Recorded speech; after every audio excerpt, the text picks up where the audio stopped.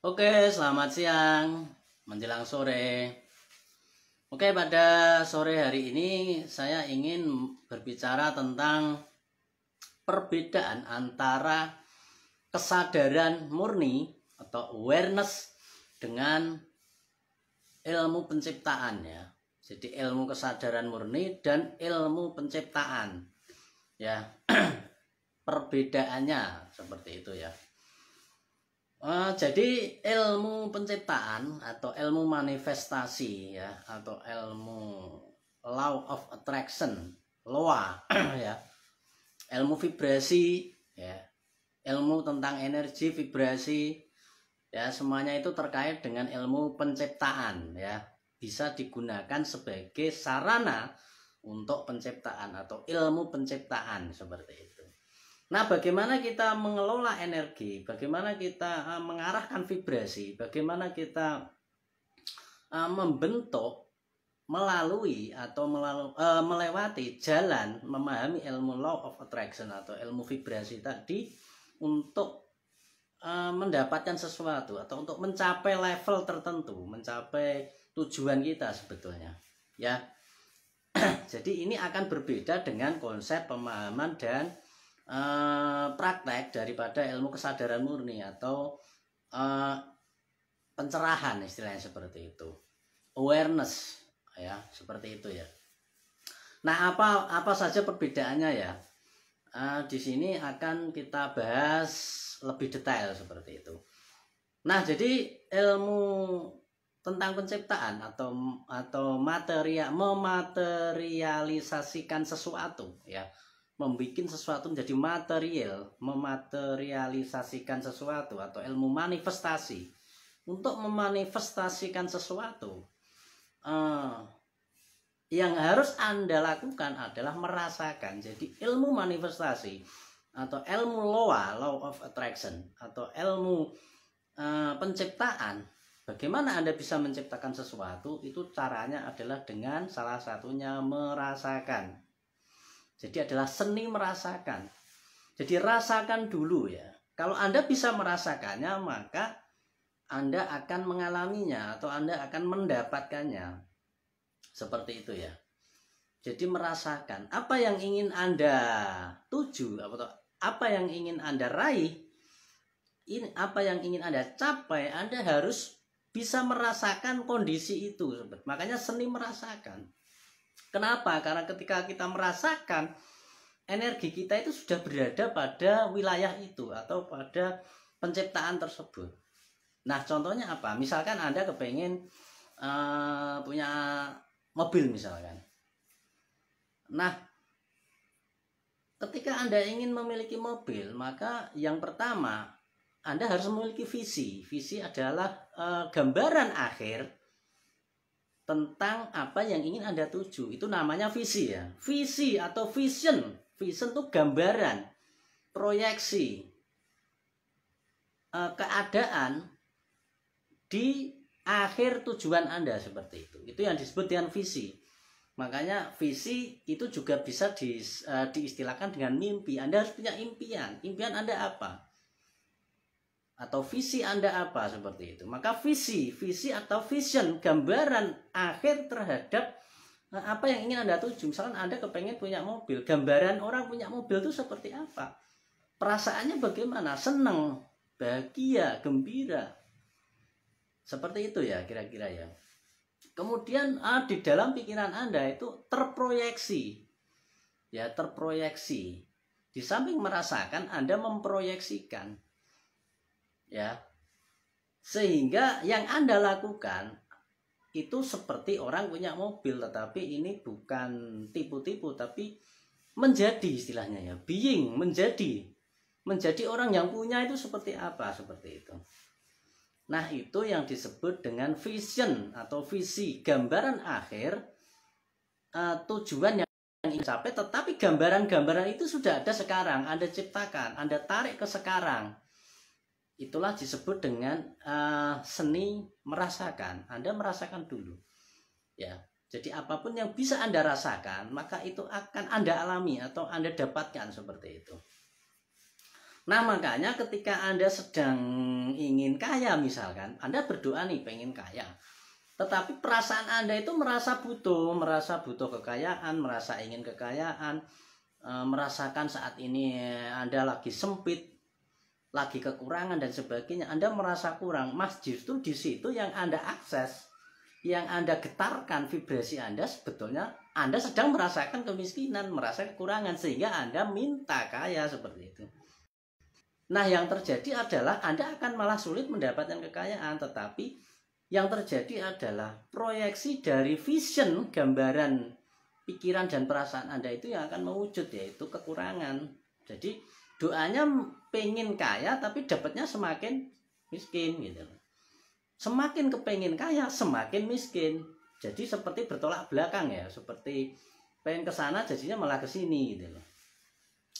Nah, tetapi memang ada catatannya sebetulnya, karena saya itu berjalan dengan ada rutenya sebetulnya ya, kalau kita tahu ya.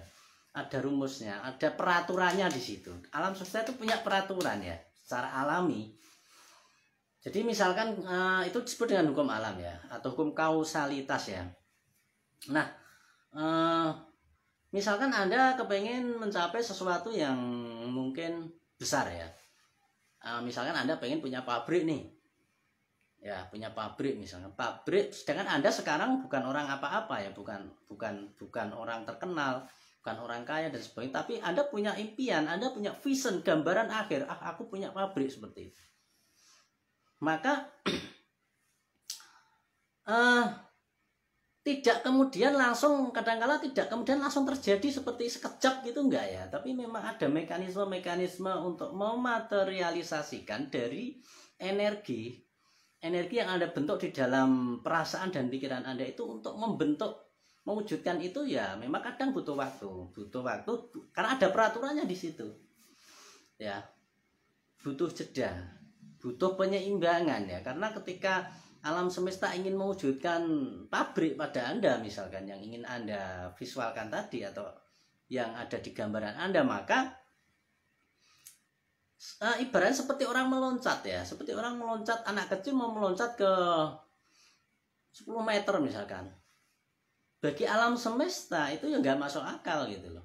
Tetapi alam semesta itu pasti mewujudkan, tetapi dengan dibuat masuk akal gitu loh. Contohnya bagaimana? Contohnya ya Anda dibikin mundur dulu, kemudian ditarik mundur dulu, kemudian mempersiapkan diri pakai landasan yang kuat dan sebagainya, sehingga kemudian ketika Anda loncat benar-benar sampai gitu loh. Makanya kemudian ketika Anda punya visi yang besar, belum tentu Anda kemudian jalannya lurus maju seperti itu. Kadang-kadang malah mundur, malah makin gagal, makin ringsek, makin nggak jelas, bisnis Anda makin hancur dan sebagainya. Itu sebenarnya wajar karena visi Anda besar ya, vision di gambaran Anda besar, dan itu tidak memungkinkan sekali untuk kemudian langsung ini. Anda perlu persiapan, Anda perlu dimatangkan oleh alam semesta dengan penghancuran tersebut, digagalkan supaya Anda belajar di situ. Anda belajar, mental Anda makin kuat, sehingga ibarat tanaman. Kalau tanaman ini memang tanaman yang besar, maka seperti pohon kurma ibaratnya ya. Katanya pohon kurma ini kalau bisa maksimal tumbuhnya ketika bijinya ditanam kemudian atasnya kasih batu gitu kan, aneh. Tujuannya apa? Tujuannya biar kuat, akarnya kuat ya. Dia tidak tumbuh dulu sampai akarnya kuat. Begitu akarnya begitu kuat sehingga kemudian batu yang besar itu sampai mampu diangkat naik ke atas, sehingga ketika sudah naik itu betul-betul dia maksimal. Naiknya itu betul-betul kuat gitu. Betul-betul sempurna. Nah itu ya. Jadi memang kadangkala tidak lurus ya, karena mungkin visi Anda terlalu besar. Visi Anda sangat besar. Dan itu tidak salah sebetulnya, tapi memang jalurnya itu memang jalur alam semesta itu ya punya aturan gitu loh. Punya aturan, tidak kemudian menyalahi aturan, enggak. Ada aturan mainnya seperti itu. Ibaratnya seperti Tuhan ya, kun gitu, 9 bulan baru jadi, seperti itu ya ibaratnya. Kun proses, kun fayakunnya 9 bulan. Bukan kun langsung cenger, enggak ya, tapi kun 9 bulan baru lahir, seperti itu. Ibaratnya kayak gitu ya. Ada fase, ada proses, ada peraturan-peraturan alam semesta untuk memanifestasikan hal-hal itu ya sebetulnya. Walaupun secara logika tidak ada yang besar dan kecil, bagi alam semesta semuanya itu sama. Menurut hukum energi semuanya sama. Yang membuat besar, kecil, ringan, sulit itu sebenarnya pikiran kita sendiri, konsep yang ada di dalam pikiran kita sendiri. Karena apa? Ketika anak kecil mereka mempunyai gambaran tentang permainan dan sebagainya, mereka tidak tahu apakah itu besar kecil. Mereka berpikir misalkan aku pengen terbang, ya terbang aja gitu. Seperti terbang itu seperti hal yang sangat mungkin dan masuk akal gitu loh. Jadi bagi anak kecil itu tidak ada yang tidak masuk akal, tidak ada yang tidak mungkin, semuanya jadi mungkin. Makanya ketika kita mau melakukan penciptaan atau manifestasi, sebetulnya memang kembali ke anak-anak dulu ya, bermain itu ya.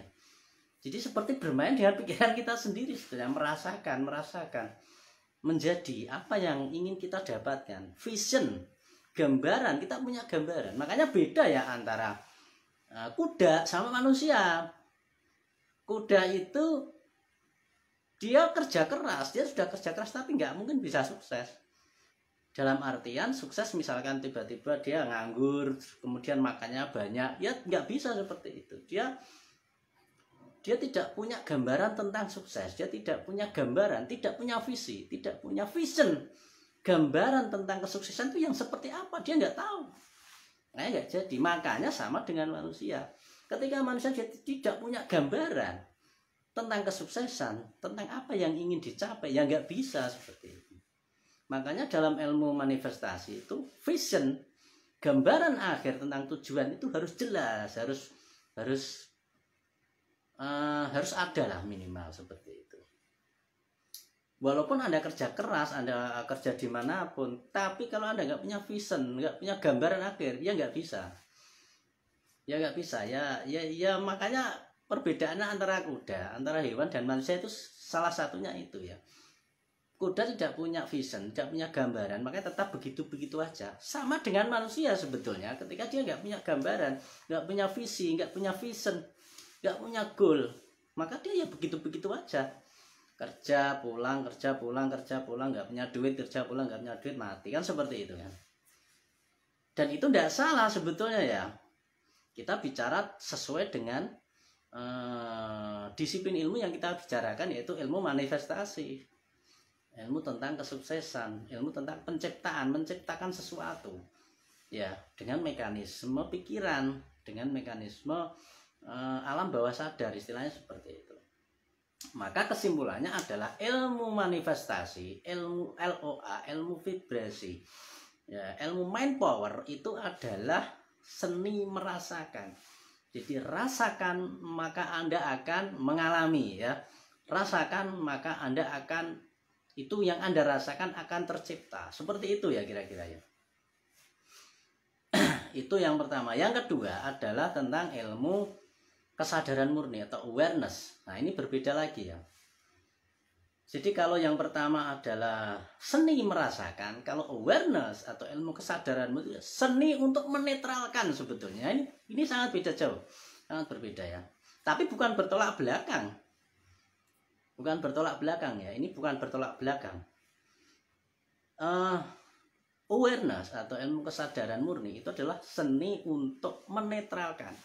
Jadi Anda nggak punya rasa apa-apa, nggak punya rasa, misalkan Anda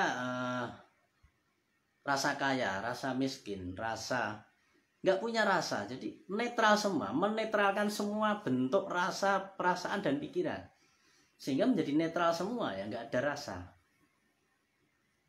Kemudian ketika Anda nggak punya perasaan apa-apa, maka yang terjadi Anda hidup saat ini. Ya, di momen ini. Nah, disitulah juga sebetulnya muncul kebahagiaan kebahagiaan itu sebetulnya lebih tahan lama sebetulnya. Kebahagiaan itu tidak ada akhirnya. Makanya orang yang mengalami kesadaran murni dalam kondisi apapun dia selalu bahagia sebetulnya. Dia selalu bisa bahagia dalam segala kondisi, dan kebahagiaan itu tidak diciptakan dia, itu otomatis karena buah dari kesadaran itu, kesadaran murni namanya, atau pencerahan atau awareness. Jadi awareness atau kesadaran murni atau pencerahan adalah seni untuk menetralisir, menetralkan, mencuci dari program pikiran Anda dan perasaan Anda. Kalau yang pertama seni merasakan, yang kedua adalah seni untuk menjadi netral. Jadi nggak ada apa-apa, kosong, istilahnya seperti itu ya. Kosong. Jadi ya namanya netral ya netral, nggak ada apa-apa, kosong, hening, bahasa istilahnya gitu ya, hening.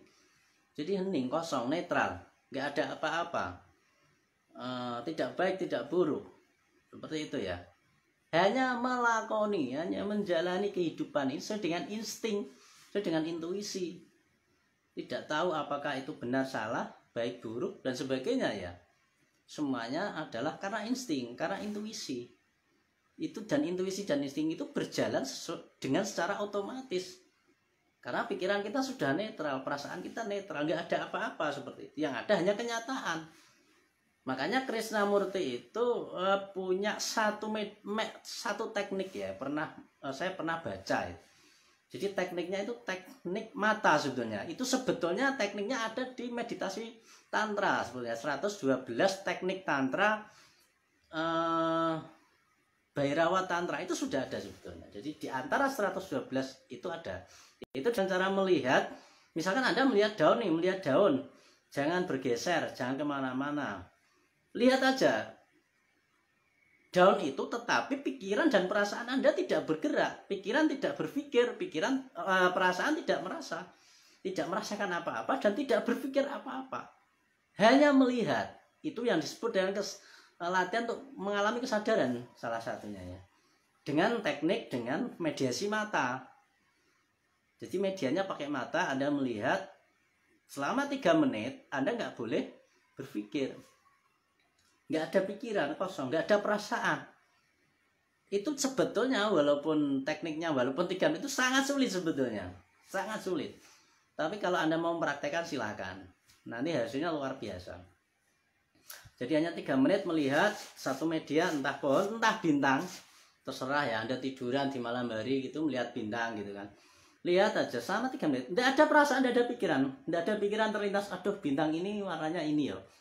Ada perasaan, aduh rasanya enak, bagus gitu, rasanya sejuk. Nggak ada perasaan itu, pikiran tentang bintang nggak ada.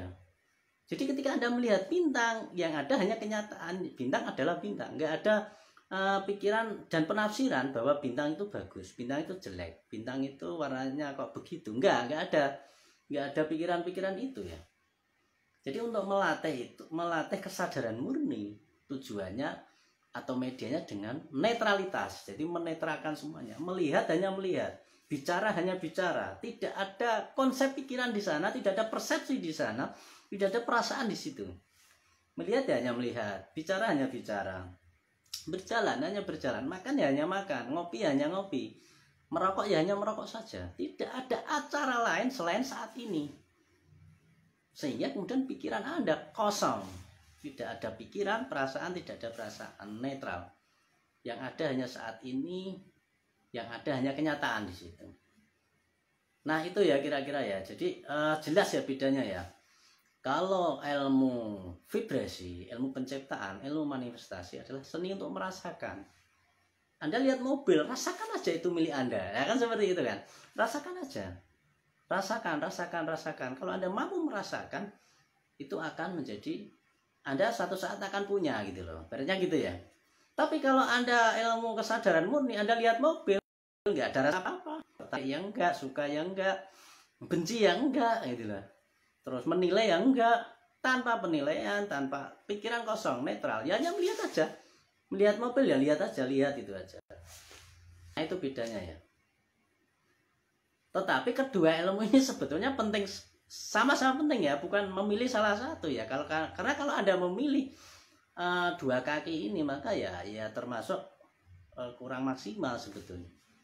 Jadi intinya adalah kesadaran murni dalam hidup ini, tetapi ilmu vibrasi, ilmu pikiran, ilmu tentang penciptaan itu pun dibutuhkan. Itu aja, kulit dan isi. Ada kulitnya juga kita sempurnakan, isinya juga kita sempurnakan. Hakikat dan syariatnya sempurna. Barinya seperti itu ya. Oke, selamat sore, itu aja. Semoga bermanfaat. Terima kasih.